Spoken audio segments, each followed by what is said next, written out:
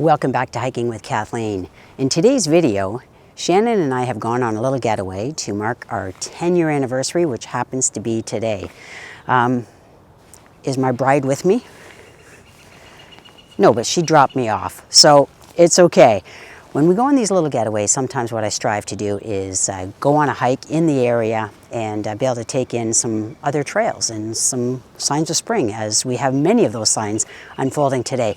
But she and I are going to be spending, the rest of the time together. So I'm going to be out here for a couple of hours. This is a hiking trail that I haven't been to for a few months anyway. This is one I've traveled through in the winter time. Anyway, springtime. It's exciting. Oh my God, listen to all the bird song. And it rained until about 20 minutes ago. So it's great timing. Things are just sort of coming out and maybe taking advantage of whatever the rain has drawn out. So I hope you join me today.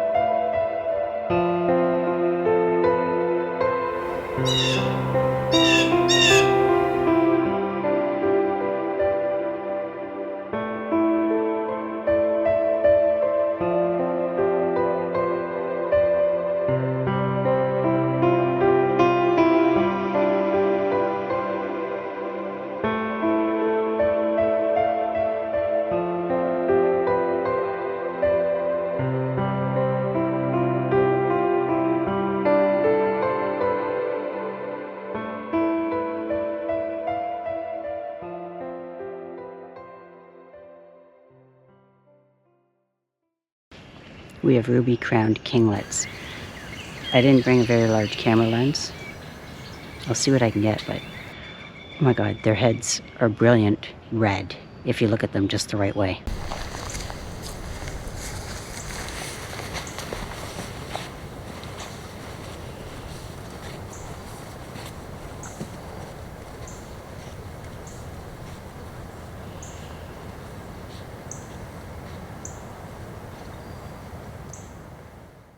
This is the time of year when you get to see an abundance of wildflowers, because sunlight can easily reach the forest floor because leaves on the trees are not fully developed yet. The foliage is not out yet. And that would block sunlight from fully reaching the forest floor and being able to reach these smaller plants. So this is the time of year when you get to see a lot of wildflowers. You get to see them throughout the summer, but some of them are maybe more shade tolerant. But right now, we have things like the yellow trout lily. We have white trilliums, we have red trilliums. Red trilliums are a lot less common, and so they're always a big thrill to see.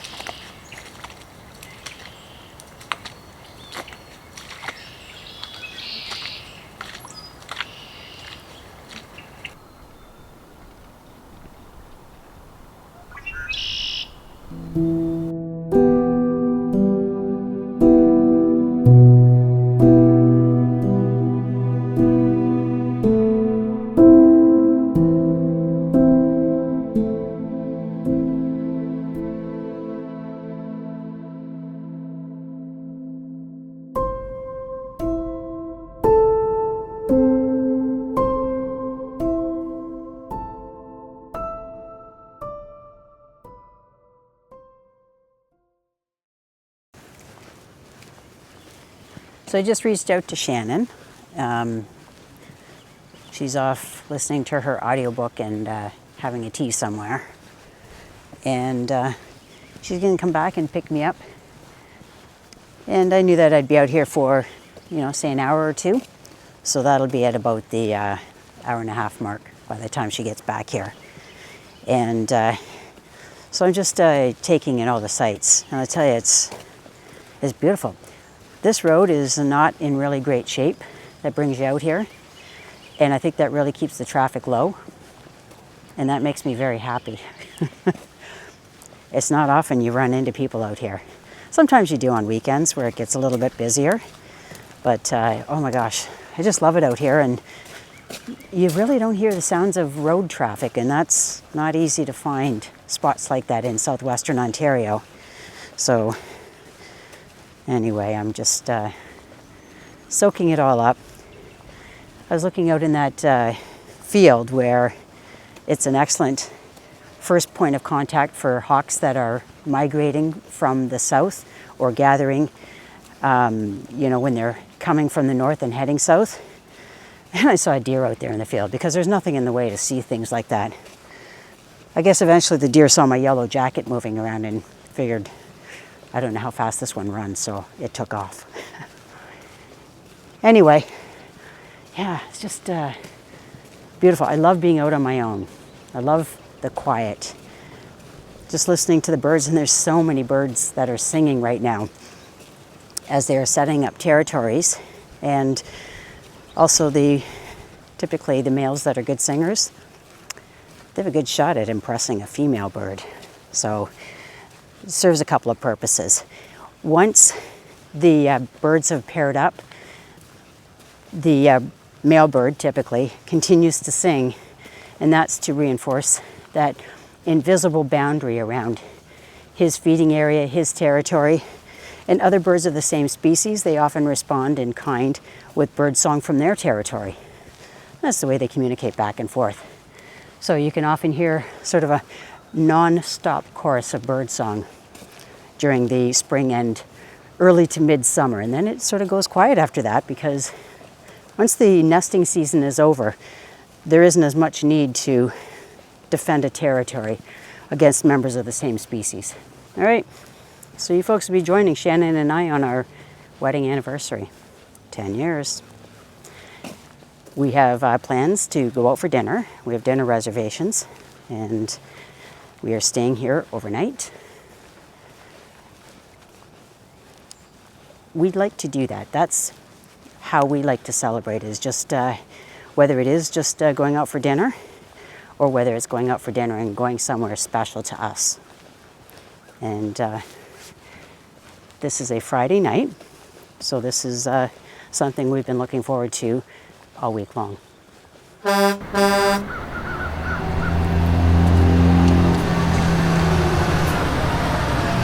bride is coming to get me.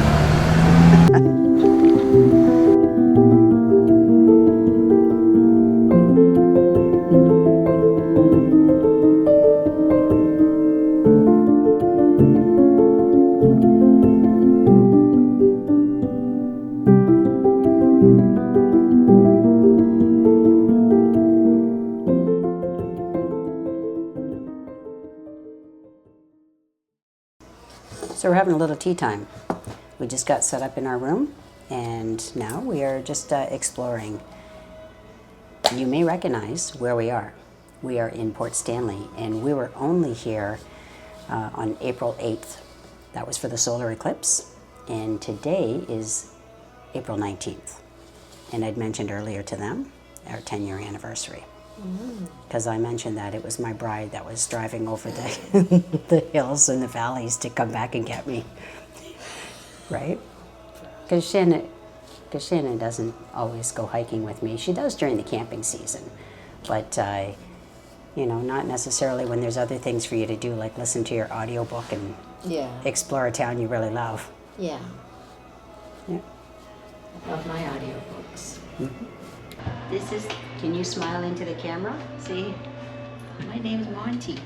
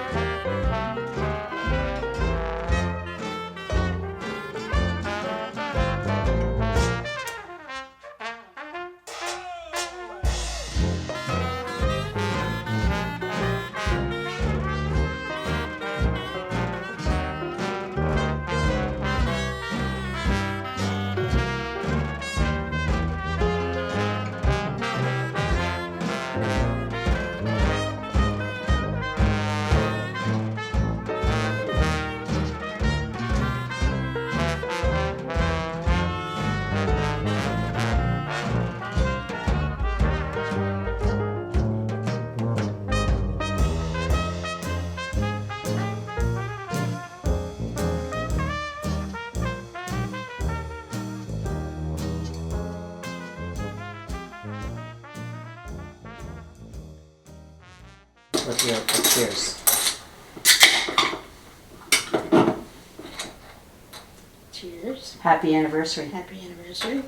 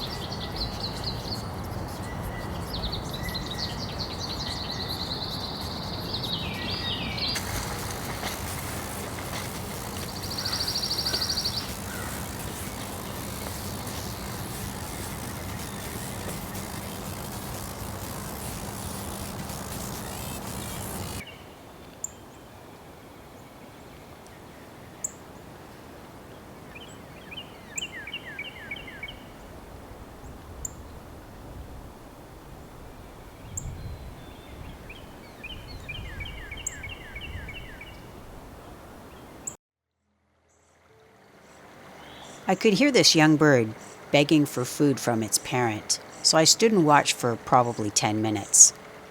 Have a look.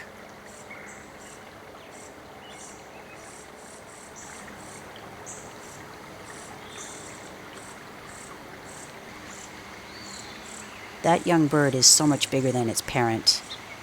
It's a bird that was adopted by the parents unknowingly. The young bird is a young cowbird, and the parents never raise their own young. In fact, they find smaller bird nests in order to lay their eggs so that somebody else shoulders the burden of raising their baby. And this parent is a song sparrow. That's how it works in nature sometimes.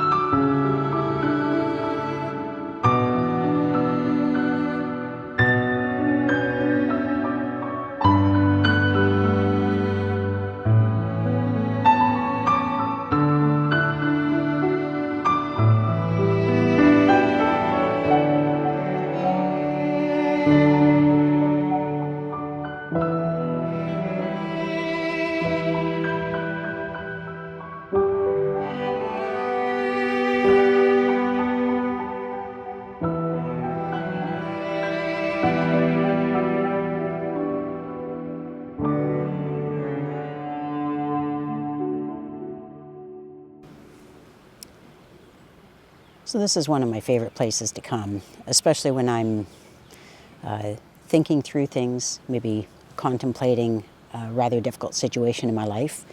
I come out to nature. And that's something that I started doing more seriously about 4 years ago. So 4 years ago, I was still working. and was the primary caregiver for my mother. My mother and I were very close, and she was declining in health, and that was during COVID, where visitation became limited, and it was a very hard thing to deal with, because all I was trying to do is, I think, stay afloat, right? Treading water, because I was running my business as a financial planner who owned my own business, and I was determined to help my mother's final months, days become as comfortable as possible. Plus, I was grieving her while she was still here. So she passed away in April 2020. So this is the 4-year anniversary month. And I just want to mention that if there are folks who are watching who are struggling with anything really, whether it be a lot of stress, whether it be problems within the family, job problems, you know, where you have, whether they be, you don't feel like you're being treated fairly. I find that coming out to the woods helps to give a different perspective, and for me it helps to bring me down, it helps to ground me, and it's really important to find some sort of an outlet. For you, it might be nature, it might be music, it might be art. Whatever it is, it's important to find out what that is so that you can feel like you can sort of reset your channel, or change your channel in a sense, and feel more calm inside.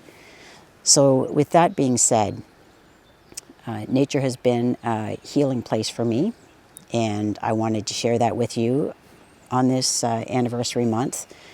And it's also one of my favorite times of the year because it's spring and you get the new flowers, you get birds that are nesting, mammals that have their young or they haven't yet given birth to their young, reptiles, amphibians, things like that that were maybe hibernating over the winters are newly emerging.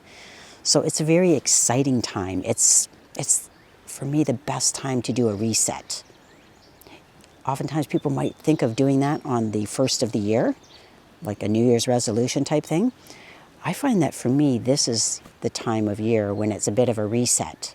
And anyway, I think it's important for anyone to figure out what their reset is. So I hope you've been enjoying this channel. I've been enjoying the magic of being in the woods and bringing you along on these hikes with me. And your feedback means the world to me.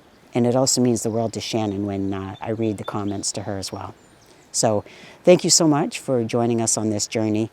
And I hope that you enjoy the feelings of spring, and I hope that you find that nature is in many ways helpful to you as well. Bye for now.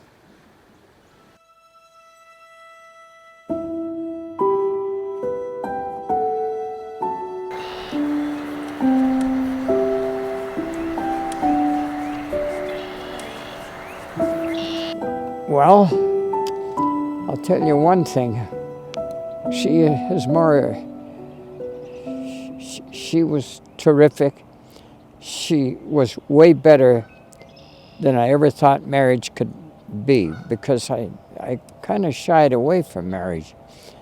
I mean, from the idea of getting married. But she was a very good wife, so much so that to this very day, and it's been quite a few years, because before she was ever, she was in long term, and it was hard on her. I'd go up to see her every day, and she'd say, you know, come on, stay here for the night, and I wouldn't be able to. They just wouldn't allow it. And I know now what they mean. It's far better for a man to pass first before his wife, because a woman is much more important than a man. That happens to be a fact. There's just something about a woman, about your wife. And then when she passes away, it's all gone. Or they say, oh, you have all the memories. The memories bring tears to your eyes. That's what they do to me. And you go to bed alone, you get up alone. You can't say anything to anybody, to anybody that's meaningful. She was sad one time. She was talking. We were sitting like that, and I turned to her and I had my arm back. I said, you know, Irene, I don't think I've ever said this to you, or to anyone, of course, that thank you for marrying me. You made a wonderful life for the two of us. And she gave me the most beautiful smile. Yeah.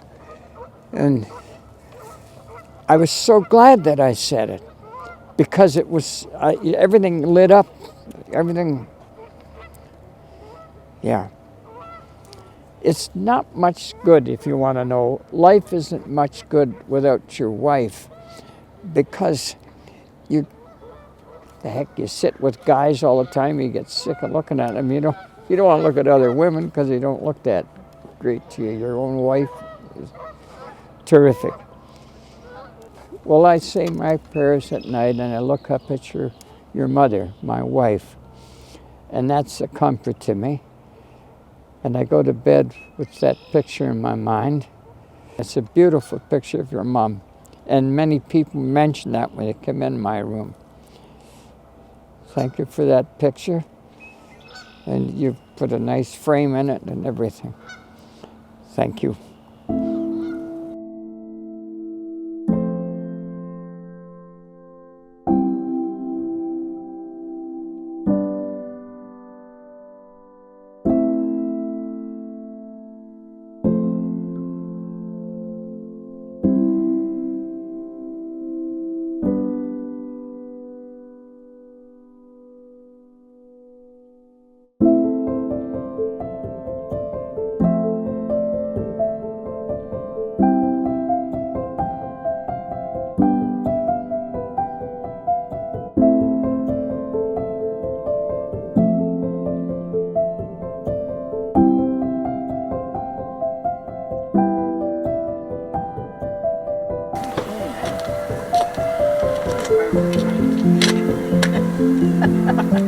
Shut up.